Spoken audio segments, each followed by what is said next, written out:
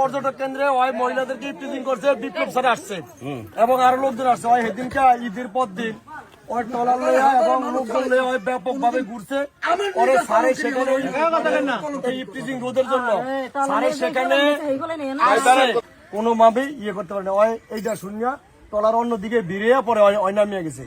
এইভাবে একবারে মনে করেন স্বামী স্ত্রী ঘুরতে আইয়ে ওই লোকজন দিয়ে আসতে মহিলা করে সরে দিয়া এরপরে ধরিয়া আলাদা আলাদা করিয়া জিজ্ঞেস করে হয় চাঁদাবাজি আদায় করে এই তোমার ডকুমেন্ট দেখো, কাবিন দেখো, ইয়ে দেখো, বিভিন্ন হেনস্থার শিকার এই পর্যটকের কেন্দ্রে। এর মধ্যে একটা ঘটনা ঘটছে, 30,000 টাকা নিচে এবং জিনিসপাতি নিয়ে গেছে। এগুলো সব ওর নেতৃত্ব হয়েছে। ওই যে ইয়াসিন দালালের ছেলে কি নাম রাশেদ, এই যে খাদুর গেছে আইসা এই যে মানুষের এই যে পর্যটন আসলে ছেলে মেয়েদেরকে ধরে টাকা টুকা চায়, এটার সম্বন্ধে তুমি কি জানো? এখন তো আমি আরো পাইলাম হয় তাইলে ঘটনা সত্য।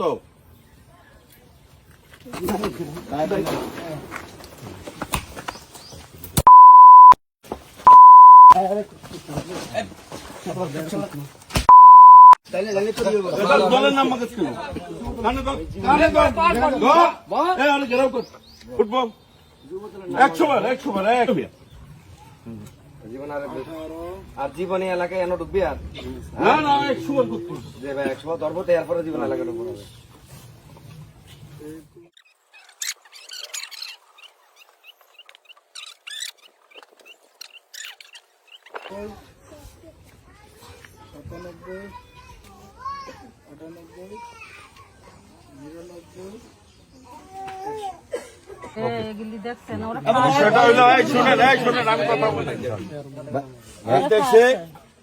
এই চরফেশনের খাদুর যাচ্ছে আপনাদের এই এলাকায়, এই যে বিভিন্ন এলাকা থেকে পর্যটক আসে, কথা খেয়াল করেন আপনারা।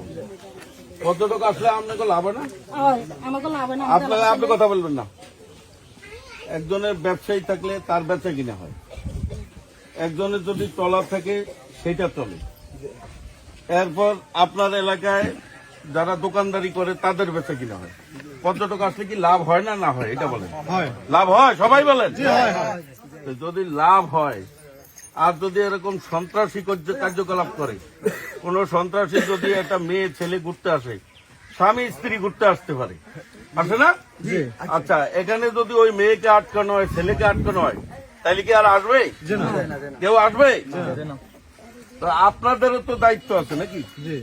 আমরা কি ওই চরপেশন থেকে আইসা নাইলে আজকে ধরলাম এই সন্ত্রাসীদের, আমরা কি সবসময় পারুন? এই এলাকার স্বার্থে এই যে মানুষ ঘুরতে আইলে যদি আপনাদের লাভ হয়, তাহলে আপনাদের কি দায়িত্ব নাই? দায়িত্ব আছে। এরপর যদি এরকম কেউ সন্ত্রাসী কার্যকলাপ করে, আপনারা কি বানতে পারবেন না? পারবেন সবাই? আতুক সেন থেকে কারা পারবেন? ভয় পান? কি ভয় পান? আচ্ছা, যদি এরপরে এই খাদুর গাছায় কেউ যদি আইসা এই ধরনের মেয়েদেরকে ইফটিজিং করে অথবা পর্যটকদেরকে বাধা প্রদান করে, চাঁদা দাবি করে, তাহলে এদেরকে বেঁধে রাখবেন, বেঁধে আমাকে খবর দিবেন, ঠিক আছে? নুর ইসলাম নয়নের এলাকায় সে নির্বাচনের আগে বলছে না যে জুলুমবাদ, চাঁদাবাদ, দখলবাদ, সন্ত্রাসী এই চরপেশনে হতে দিবে না, এ বলছিল।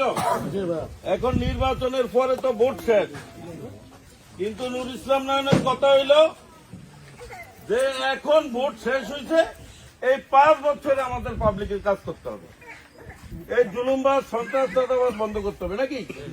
আমরা ভোটের আগে বলছি, ভোটের পরে যদি নাই তাহলে কি হইল?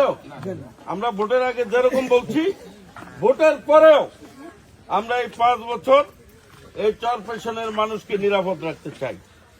এই নিরাপদ রাখতে হইলে কি সন্ত্রাস দমন করতে হইব না? তাইলে ওরা আমি লইয়া যাই, পুলিশে দিয়ে দেবো। এই শোনো, হ্যাঁ আমরা লাইব্রেরি নিমু এবারের মতো ছেড়ে দেব। ভাই আমি একটু কথা বলি। আচ্ছা কথা বললো না ভাই।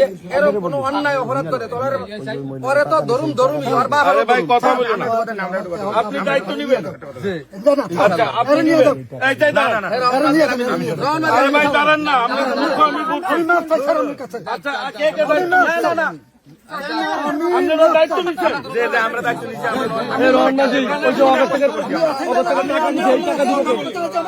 আচ্ছা আমি তো কোনো দোষ না। আরে ভাই কিছু হয় তাইলে কিন্তু আপনারা দলের হিসাবে দায়িত্ব থাকবে। তাইলে কিন্তু আপনাকে বিরুদ্ধে আমরা সাংগঠনিক ব্যবস্থা নেব। এই দায়িত্ব আপনি নিছেন ইনশাআল্লাহ। ঠিক আছে, আপনার সম্মানার্থে আমি ছেড়ে দিলাম।